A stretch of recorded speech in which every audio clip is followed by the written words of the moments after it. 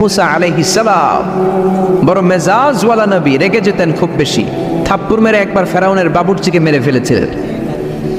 অনেক শক্তি আল্লাহ তাআলা তাকে গায়ে দিয়েছিল। তিনি একবার আল্লাহকে আবদার করে বসলেন, রব্বি আরিনি আনজুর ইলাইক।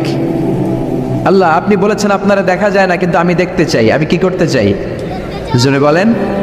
আল্লাহ বললেন, লান তারানি, never you can see me, never you can see me. তুমি আমাকে দেখতে পাবে না, কারণ আমাকে দেখা যায় না।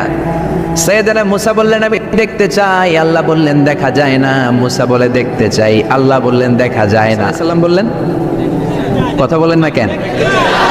আল্লাহ বললেন, মুসা বললেন, আল্লাহ বললেন।